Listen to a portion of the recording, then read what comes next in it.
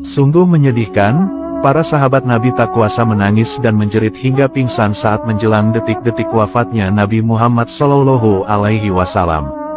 Dikisahkan, dahulu saat Nabi melaksanakan haji wada tepatnya saat sedang wukuf di Arafah di hari Jumat Ba'da Asyar, turunlah Quran Surat Al-Maidah ayat 3 yang artinya, "Pada hari ini telah aku sempurnakan untukmu agamamu, dan telah aku cukupkan kepadamu nikmatku dan telah aku ridhoi Islam jadi agama bagimu." Saat itu, Nabi tengah berada di atas seekor unta. Malaikat Jibril lantas memerintahkan Nabi untuk mengumpulkan para sahabat dan memberitahu mereka tentang telah sempurnanya agama Islam serta tidak ada wahyu lagi yang turun setelah ini. Nabi lantas pulang dari Makkah menuju Madinah untuk mengumpulkan para sahabatnya. Kemudian, Nabi Muhammad menyampaikan pesan-pesan yang telah dikatakan Malaikat Jibril berkenaan tentang telah sempurnanya agama Islam. Mendengar kabar gembira ini, bergembiralah seluruh para sahabat dan berkata, "Sesungguhnya telah sempurna agama kita." Semua para sahabat terlihat senang dan bahagia kecuali satu orang, yaitu sahabat Abu Bakar. Beliau benar-benar terlihat sangat sedih. Sahabat Abu Bakar lantas kembali pulang ke rumah, beliau lalu tutup pintu rumahnya rapat-rapat dan meluapkan rasa sedih dalam tangisan di sepanjang malam dan siang. Kabar kesedihan Abu Bakar ini lantas diketahui para sahabat lainnya, mereka lalu pergi dan berkumpul di rumah Abu Bakar untuk meminta klarifikasi atas kesedihannya. Para sahabat berkata, "Wahai Abu Bakar, kenapa kamu menangis di saat gembira dan sukacita disebabkan Allah Subhanahu wa Ta'ala telah menyempurnakan agama kita?" Sahabat Abu Bakar menjawab, "Wahai para sahabatku, kalian tidak tahu musibah apa yang telah menimpamu. Tidakkah kalian mendengar bahwa apabila sebuah perkara telah sempurna, maka mulailah ia berkurang. Dan ayat ini memberitahukan tentang perpisahan kita, Hasan dan Hussein akan menjadi yatim, dan istri-istri Nabi akan menjadi janda." Mendengar penjelasan sahabat Abu Bakar, menjeritlah para sahabat dan tak kuasa menahan tangisan air mata. Para sahabat lain yang mendengar tangisan dan jeritan di kamar Abu Bakar, lantas mendatangi Nabi dan mengadukan peristiwa itu.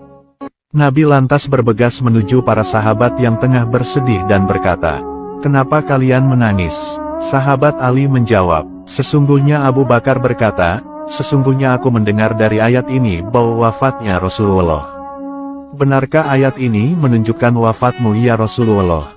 Nabi menjawab, "Benar apa yang dikatakan Abu Bakar itu, sungguh telah dekat kepergianku dari sisimu, dan sudah tiba saat perpisahanku denganmu." Ketika sahabat Abu Bakar mendengar penjelasan Nabi, maka menjeritlah ia dengan sangat keras sekali hingga akhirnya pingsan dan tersengkur tak sadarkan diri. Sementara badan sahabat Ali gemetar, di sisi lain para sahabat lainnya terguncang hatinya dan merasa takut. Para sahabat lantas menangis dengan sangat hebat, tidak hanya itu gunung dan bebatuan juga ikut menangis.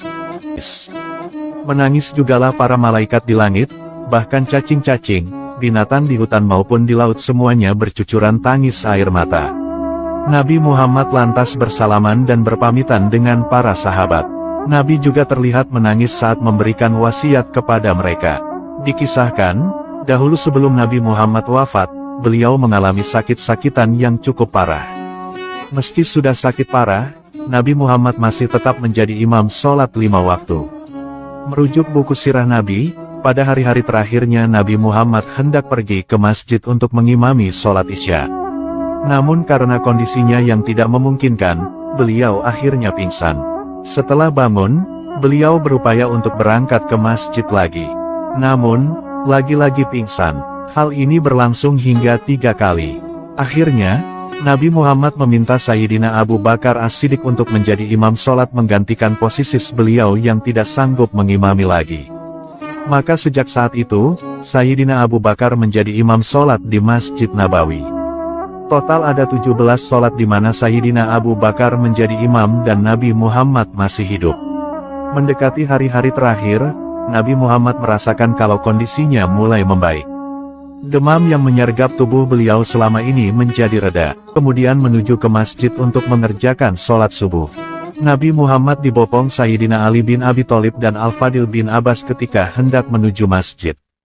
Para sahabat gembira sekali ketika melihat kondisi Nabi Muhammad yang membaik sehingga bisa datang ke masjid.